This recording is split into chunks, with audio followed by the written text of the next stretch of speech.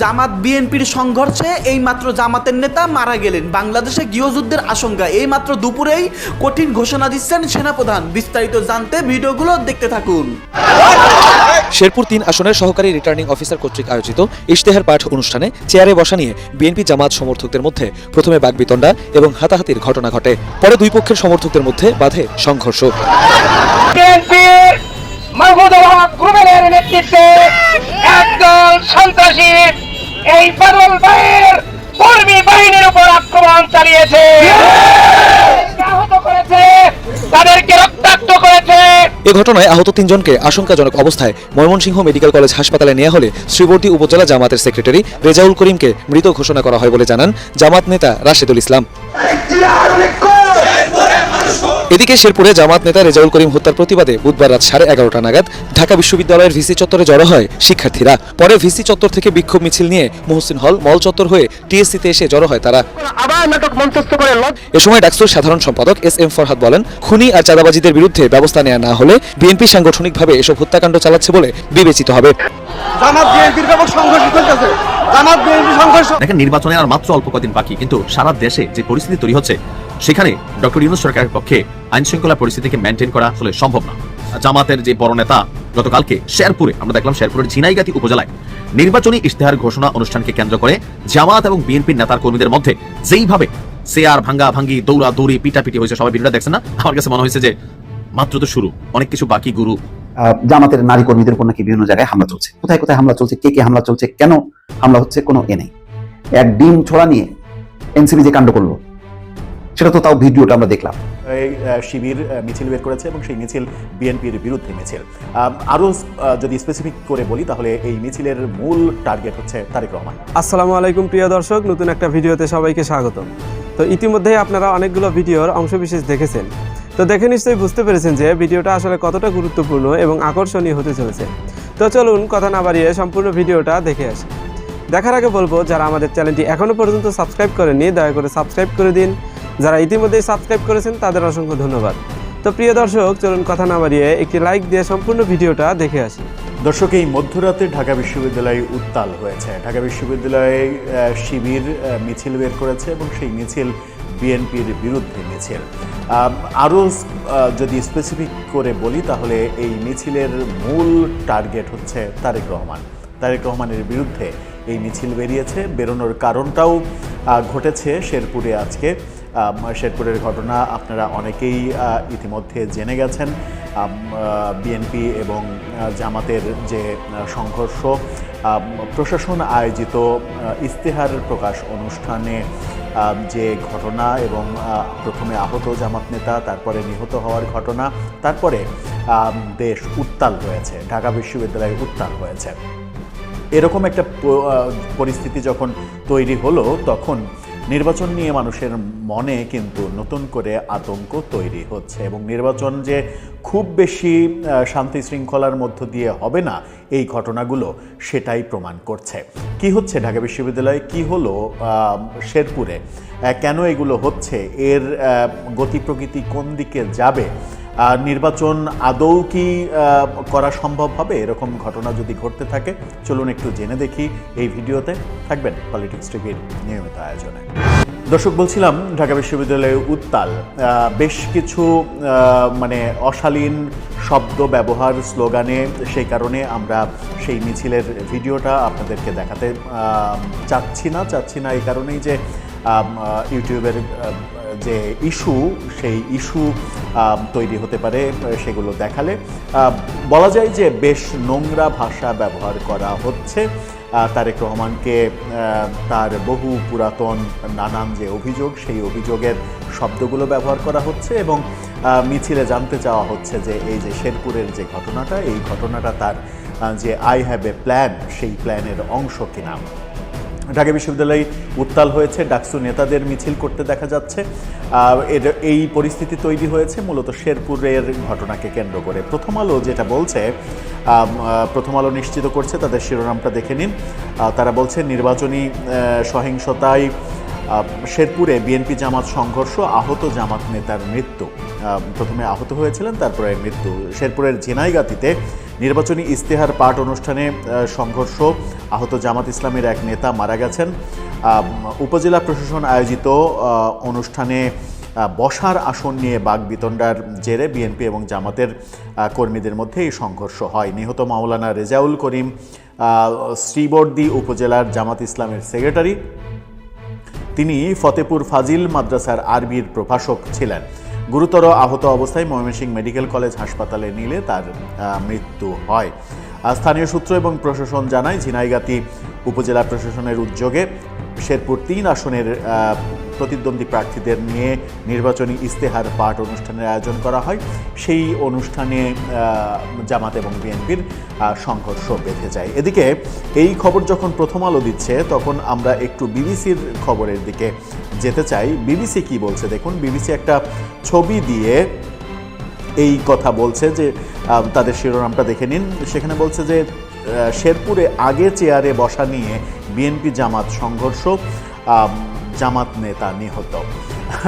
চেয়ারে কে আগে বসবে কে পরে বসবে সেটা নিয়েই নাকি মূলত বাদানুবাদ তৈরি হয়। এবং তারপরে এই যে শেরপুরের যে ঘটনাটা ঘটলো, তারপরে পরিস্থিতি ক্রমেই উত্তাল হচ্ছে। চতুর্দিকে জামাত শিবিরের লোকজনের, বিশেষ করে সামাজিক যোগাযোগ মাধ্যমে যে লেখালেখি, এক ধরনের প্রতিশোধের ইঙ্গিত তারা দিচ্ছে। সেটা যদি হয় তাহলে পরিস্থিতি আরও ঘোলাটে অবস্থার দিকে যাবে। এই ঘটনায় শেরপুর জেলা বিএনপির কমিটি স্থগিত করেছে বিএনপির কেন্দ্র থেকে। সেই ঘটনা আমরা দেখেছি এবং সেটা নিয়েও অনেকে সমালোচনা করছেন যে বিএনপি প্রথমে স্থগিত করবে, তারপরে কয়েকদিন পরে আবার স্থগিতাদেশ প্রত্যাহার করে নেবে, যে কাজগুলো গত বেশ কিছুদিন থেকে সারা দেশের ব্যাপারে তাদের করতে দেখা যাচ্ছে। অনেককেই দলে ফিরিয়ে আনছে বহিষ্কার করার পরে। এই সমালোচনা হচ্ছে। এই সমালোচনা যখন হচ্ছে, তখন সামাজিক যোগাযোগ মাধ্যমে বিএনপিপন্থী অ্যাক্টিভিস্টরা তারা আবার নতুন করে অ্যাক্টিভিজম শুরু করেছে। তারা দাবি করছে, আমরা কে পোস্ট করছে সেটা না দেখিয়ে একটা পোস্ট আপনাদের দেখাতে চাই, সেটা দেখে নিতে পারেন। সেখানে বলছে, শেরপুরের ঝিনাইগাতীতে জামাতের যে হামলা, সেই হামলার শিকার যুবদলের যুগ্ম আহ্বায়ক সাইফুল ইসলাম কিছুক্ষণ আগে মারা গেছে। এবং এই ঘটনা প্রচণ্ড ছড়িয়ে পড়ছে সামাজিক যোগাযোগ মাধ্যমে। এই মানে জামাতের একজন মারা গেছে, তারপরে বিএনপির একজন মারা গেছে, এটা পাশাপাশি এনে ব্যাপারটাকে একটু সমতায় আনার চেষ্টা করছে। কিন্তু পরবর্তীতে আমরা দেখেছি যারা এই পোস্ট দিচ্ছিলেন তারা আবার এই পোস্টগুলো সরিয়ে নিচ্ছেন। তার মানে এরকম কোনো ঘটনা ঘটেনি, কিন্তু ব্যাপকভাবে প্রচার হওয়া শুরু হয়েছে রাতে যে এরকম ঘটনা ঘটেছে, বিএনপির একজনও মারা গেছে। সেই কারণে আমরাও বিস্ময় চিহ্ন দিয়ে এই শিরোনামটা তৈরি করেছি যে নিহত 2 কিনা, নিহত 1 তো নিশ্চিত। আবার যে ঘটনা বলছিলাম যে তারেক রহমানকে কিভাবে টার্গেট করা হচ্ছে, ঢাকা বিশ্ববিদ্যালয়ে তারেক রহমানের বিরুদ্ধে মিছিল, মধ্যরাতে মিছিল, এই ভিডিও যখন করছি তখনও মিছিল হচ্ছিল। এই একটি পোস্ট আপনাদের দেখাতে চাই। সেই পোস্টে সেখানে মানে এই পোস্টেও কে করেছেন সেটা আপনাদেরকে দেখাতে চাই না, কারণ আমরা কাউকে কোনো বিব্রতকর কিংবা বিপদের মধ্যে ফেলে দিতে চাই না। এইরকম একটা পোস্ট সামাজিক যোগাযোগ মাধ্যমে এসেছে এবং এই পোস্টটা বিএনপির অ্যাক্টিভিস্টরা প্রচুর শেয়ার দিচ্ছে। শেয়ার দিয়ে এই ব্যক্তির গ্রেপ্তার এবং তার বিচার দাবি করছে। সেখানে তিনি লিখছেন, আজকে জামাত নেতাকে যে ঘটনা ঘটানো হয়েছে, আমি শব্দগুলো ব্যবহার করছি না, প্রতিশোধ হিসেবে তারেক রহমানকে রাস্তায় ফেলে ঠিক ওই কাজ করতে হবে। বাংলাদেশে তারেকিয়া বাহিনীর কোনো জায়গা হবে না। তার মানে হচ্ছে যে ঘটনা শেরপুরে ঘটেছে সেই ঘটনা ঘটাতে হবে তারেক রহমানের উপরে। এই ধরনের আক্রোশও আমরা দেখছি সামাজিক যোগাযোগ মাধ্যমে। এই কথাগুলো কেন উল্লেখ করছি? এই কারণেই উল্লেখ করছি যে এই ঘটনাটা একটা সিঙ্গেল ঘটনা হবে না। এই ঘটনাটা অনেক বেশি উত্তেজনা তৈরি করবে এবং জামাত মূলত এমন একটা সংগঠিত শক্তি, বিএনপির চাইতে অনেক ছোট দল, কিন্তু তারা এতটাই সংগঠিত শক্তি, বিএনপির হাজার এরকম ঘটনা ঘটে গেলেও বিএনপি যে রিয়াকশানটা তৈরি করতে পারবে না, কিংবা গত 17 মাসে তারা পারেনি। জামাত একটা ঘটনা ঘটলেই সেই ঘটনাটাকে খুবই ভালোভাবে ক্যাশ করতে পারবে এবং সেটা নিয়ে রীতিমতো রাষ্ট্র করে দিতে পারবে। জামাতের সেই সাংগঠনিক ক্ষমতাটা রয়েছে, যেই জায়গায় বিএনপির একটা বড় দুর্বলতা রয়েছে। কারণ এই ঘটনা ঘটার সঙ্গে সঙ্গে আমরা দেখতে পাচ্ছি সারা দেশে উত্তেজনা তৈরি হচ্ছে। এমনকি যে জায়গায় উত্তেজনা তৈরি হলে সারা দেশে সেই ফোকাস তৈরি হয়, যে জায়গাটা সব থেকে ফোকাস পয়েন্ট, সেই ঢাকা বিশ্ববিদ্যালয় কিন্তু গরম হয়ে গেছে, ঢাকা বিশ্ববিদ্যালয় উত্তপ্ত হয়েছে। এই ঘটনা যদি পাল্টা হতো, মানে জামাতের ক্ষেত্রে যে ঘটনাটা হলো যদি রিভার্স হতো, বিএনপির কেউ মারা যেত, তাহলে এরকম উত্তাল অবস্থা আমার মনে হয় যে হতো না, কিংবা বিএনপি তৈরি করতে পারতো না। এই ঘটনা আরও অনেক বেশি উত্তেজনা তৈরি করবে এবং নির্বাচন নিয়ে অনেক বড় প্রশ্নের জন্ম দেবে। যখন নির্বাচনের সময় মানবাধিকার, সহিংসতা এগুলো নিয়ে বিভিন্ন মানবাধিকার সংগঠনের পক্ষ থেকে উদ্বেগ প্রকাশ করা শুরু হয়ে গেছে। দর্শক, আপনার ভাবনা কি? কোন পথে এগোচ্ছে নির্বাচনের কার্যক্রম? আপনার মতামত জানিয়ে লিখতে পারেন আমাদের কমেন্ট বক্স। গতকাল সারা বাংলাদেশে যেসব ঘটনা ঘটেছে এবং গতকাল রাতে ঢাকা বিশ্ববিদ্যালয় ক্যাম্পাসে এবং রাজশাহী বিশ্ববিদ্যালয় ক্যাম্পাসে যে দুইটা ঘটনা ঘটেছে, এই দুইটা ঘটনা দেখার পর আমার খুব সন্দেহ হচ্ছে আদৌ বাংলাদেশে নির্বাচন হবে।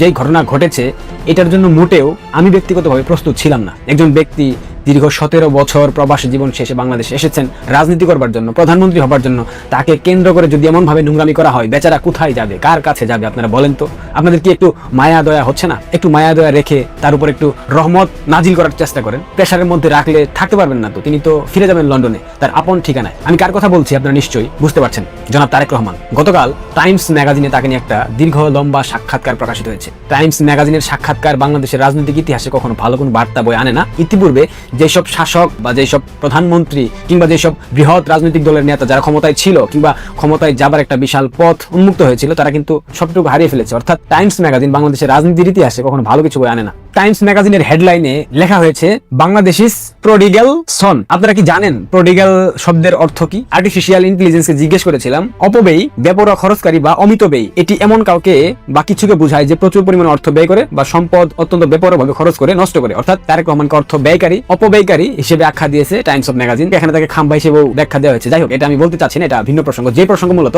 গতকাল শেরপুর জেলায় জামাত এবং বিএনপির সংঘর্ষের ফলে একজন হত্যাকাণ্ডের শিকার হয়েছে। সে আবার উপজেলা জামাতের সাধারণ সম্পাদক কিংবা সভাপতি। সেই উপজেলার নাম হচ্ছে শ্রীবর্দী উপজেলা। এই ঘটনাকে কেন্দ্র করে শেরপুর 3 আসনে বিএনপির মনোনীত সংসদ সদস্য প্রার্থী রুবেল, তার নাম, তাকে জামাত কিডন্যাপ করে নিয়ে গেছে। এখনো জামাত ক্ষমতায় আসেনি।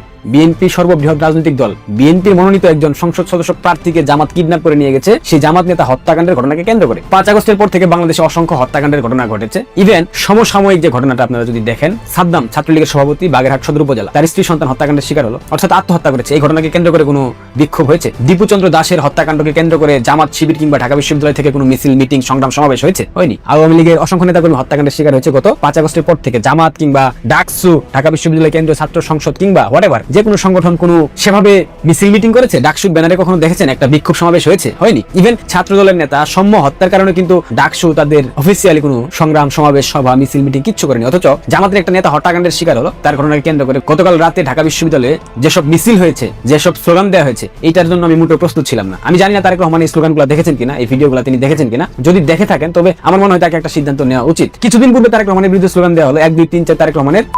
গতকাল রাতে স্লোগান দেওয়া হচ্ছে আই হ্যাভ এ প্ল্যান, মানুষ মারার প্ল্যান। আপনারাই দেখেন স্লোগানগুলো, আমি কি বলবো, আপনারা দেখেন, ভিডিওগুলো দেখেন।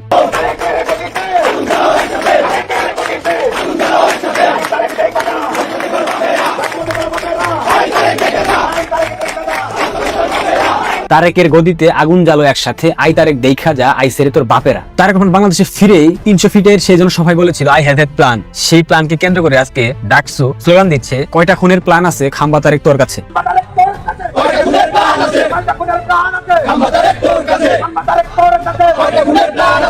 এরপর দেখেন আরেক স্লোগান হচ্ছে তারেক জিয়ার অনেক গুণ, প্ল্যান করে মানুষ খুন।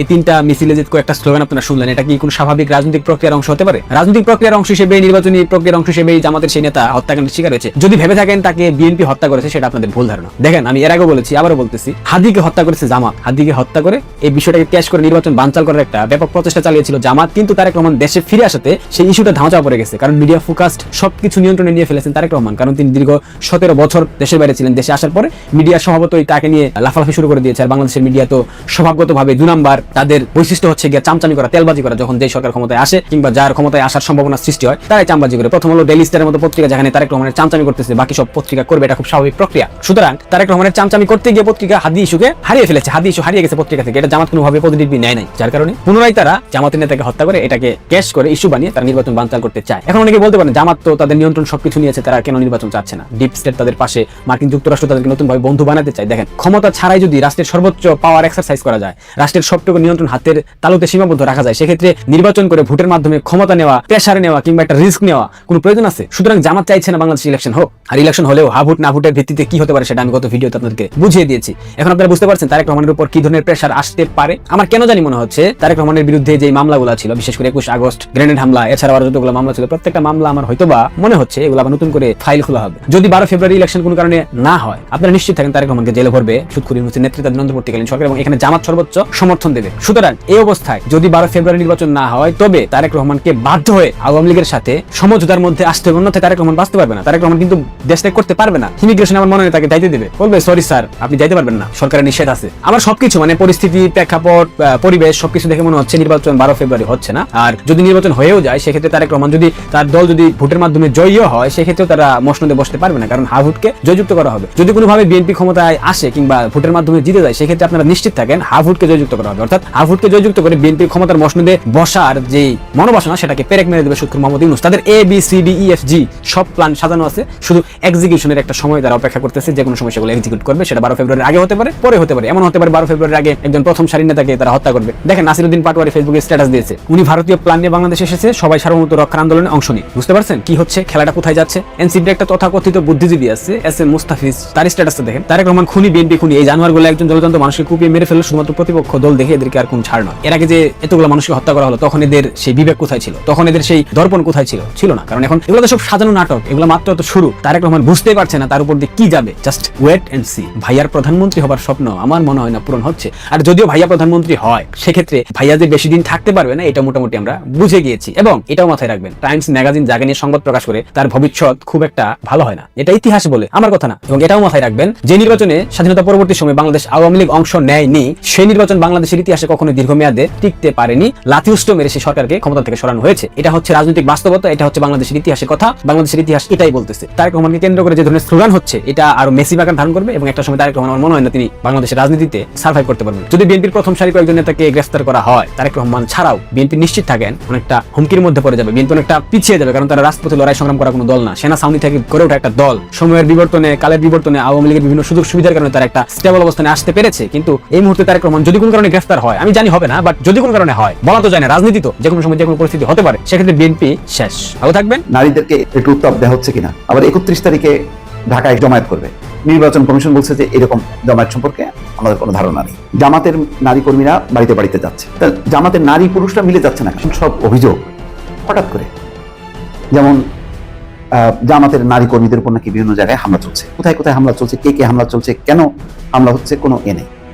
এক ডিম ছোড়া নিয়ে এনসিপি যে কাণ্ড করলো, সেটা তো তাও ভিডিওটা আমরা দেখলাম, তো বুঝলাম যে ডিমের আঘাতে একেবারে জর্জরিত, মাথা টাটা ফেটে গেছে, সেই দৃশ্যগুলো তো দেখলাম। তো জামাতের নারী কর্মীরা কোথায় মানে তাদের উপর হামলা করতেছে, কোথায় হচ্ছে, এই অভিযোগের ভিত্তি কি? একটাও কি আহত হয়ে বিছানায় পড়ে আছে বা আহতদের হাসপাতালে উঠায় নিচ্ছে, এরকম কি চেহারাকে আমরা দেখছি? দেখিনি। তাহলে এই কথাগুলি কেন বলা হচ্ছে? অথচ দেখেন পত্রিকায় উঠছে, ওইদিকে অভিযোগ বলতেছে তারা, কিন্তু পত্রিকার কিন্তু কোনো খবর নাই যে বিভিন্ন জায়গায় নারী কর্মীদের উপর হামলা করা হচ্ছে। কিন্তু ইসলামী আন্দোলনের প্রার্থীর 3 সন্তানের উপর জামাত কর্মীদের হামলার অভিযোগ ভোলা 4 আসনে, এবং তার ছবিও আছে যে ভোলা 4 আসনে নির্বাচনী প্রচারকালে ইসলামী আন্দোলন বাংলাদেশের প্রার্থীর সন্তানদের উপর জামাত প্রার্থীর সমর্থকদের হামলার অভিযোগ উঠেছে বুধবার সকালে চরফ্যাশন পৌরসভা 6 নম্বর ওয়ার্ডে। এবং কামাল উদ্দিন, প্রার্থী কামাল উদ্দিনের মেয়ে মারিয়া কামাল সহ বিভিন্ন সন্তানের উপর হামলার অভিযোগ উঠেছে। কিন্তু আমি এই পর্যন্ত একটাও, এই যে বলতেছে বিভিন্ন জায়গায় হামলা হইতেছে, আমি রাজনীতির যত খবর দেখছি তার মধ্যে আমি কিন্তু দেখছি না, কোনো জায়গায় দেখছি না। বরং যেটা দেখা যাচ্ছে, যেমন শেরপুরে নির্বাচনী ইশতেহার পাঠ অনুষ্ঠানে বিএনপি জামাত সংঘর্ষ 30, তারপরে ইসলামী আন্দোলনের 3A কয়েকটি দল পুরনো খেলায়, কোনো জায়গায় আমি স্পেসিফিক কোনো নির্দিষ্ট জায়গায় হামলার ঘটনা কিন্তু আমি একেবারেই নজরে পড়ছে না। কিন্তু অভিযোগটা কিন্তু করা হচ্ছে নারী কর্মীদের উপর। এটা কি নারীদেরকে এটাও মানে একটু উত্তাপ দেওয়া হচ্ছে কিনা? আবার 31 তারিখে ঢাকায় জমায়েত করবে, নির্বাচন কমিশন বলছে যে এরকম জমায়েত সম্পর্কে আমাদের কোনো ধারণা নেই। তো এরকম নির্বাচনকালে কি কোনো সমাবেশ করা যায় নির্বাচনী সমাবেশের বাইরে, নাকি এটা নির্বাচনী সমাবেশ আমি ঠিক জানি না। তো অভিযোগের কিন্তু যদি এইভাবে পাল্টাপাল্টি অভিযোগ থাকে এবং বায়বীয় অভিযোগ থাকে, এটা কি একটা নির্দিষ্ট লক্ষ্য অর্জনের জন্য? কি অর্জন? মানে আগের থেকে একটা গ্রাউন্ড তৈরি করা। জামাতের নারী কর্মীরা বাড়িতে বাড়িতে যাচ্ছে, ভালো কথা। তা জামাতের নারী পুরুষরা মিলে যাচ্ছে না কেন? নির্বাচনী প্রচার অভিযানে নারী পুরুষ আলাদা হচ্ছে কেন? বাড়িতে বাড়িতে কি যেতে পারে না নারী পুরুষ মিলে? এখানে বিভাজনটা কেন? এটা আমার একটা প্রশ্ন। এখন নারীরা যেতেই পারবে না তা না, এখন নারীরা যে নারীদের কাছে কি দিচ্ছে, ইসলামী দাওয়াত, মানে ভোটের সাথে কি ইসলামকে যুক্ত করে কোনো মেসেজ দিচ্ছে কিনা আমি ঠিক জানি না। একটা টোটাল ভিডিওটা যদি আমি একটা দেখতে পারতাম, যে তারা আসলে বাড়িতে যে যায়, যে কি বলে, কি কথা বলে, এটা একটু আমার একটু কৌতূহল। ধর্মের মানে কোনোভাবেই ভোটের সাথে ধর্মের ব্যবহার করাটা অত্যন্ত অন্যায় এবং এটা নিষিদ্ধ। তাহলে আপনি জামাত ইসলাম আছেন বলে আপনি ধর্ম ব্যবহার করবেন, আর আমার নামের সাথে যেহেতু ইসলাম লেখা নেই সুতরাং আমি মানে ব্যবহার করব না। মানে এই যে বিভাজনগুলো, বিভক্তিগুলো, এগুলি খারাপ। আর সবচেয়ে বড় কথা হলো হামলার একেবারে সুনির্দিষ্টভাবে উল্লেখ করতে হবে কোথায় কোথায় হামলা। ঢাকায় একটা ঘটনা ঘটছে, সেটা নিয়ে তো অনেক বিতর্ক আছে, যে কি আইডি কার্ড চাওয়া হয়েছে, বিকাশ নম্বর চাওয়া হয়েছে, এই সমস্ত নিয়ে একটা পরিস্থিতি তৈরি হয়েছে। তো এটা তো একটা, আর কোথায় হয়েছে এরকম কয়টা জায়গার খবর আসছে গণমাধ্যমে আমরা তো দেখছি না, কিন্তু অভিযোগ কিন্তু করা হচ্ছে। এইগুলি হয় কি একটা মানে শান্ত পরিস্থিতিটা অশান্ত হয়ে যাবে, উৎসব মুখরতা সেখানে নষ্ট হবে। এখন পরিস্থিতি কোন দিকে যাচ্ছে সেটা। তো প্রিয় দর্শক, আশা করছি সম্পূর্ণ ভিডিওটা মনোযোগ দিয়ে দেখেছেন। তো দেখে কি বুঝলেন, কি জানলেন, আপনাদের গুরুত্বপূর্ণ মতামতগুলো আমাদের কমেন্ট বক্সে জানিয়ে দিন। পারলে ভিডিওটা শেয়ার করে অন্যকে দেখার সুযোগ করে দিন। আবারও বলছি, যারা আমাদের চ্যানেলটি এখনো পর্যন্ত সাবস্ক্রাইব করেননি দয়া করে সাবস্ক্রাইব করে দিন। যারা ইতিমধ্যেই সাবস্ক্রাইব করেছেন তাদের অসংখ্য ধন্যবাদ। তো প্রিয় দর্শক, আজকের মতো এ পর্যন্তই। দেখা হবে পরবর্তী কোনো নিউজে। ততক্ষণ সবাই ভালো থাকবেন, সুস্থ থাকবেন। আল্লাহ হাফেজ।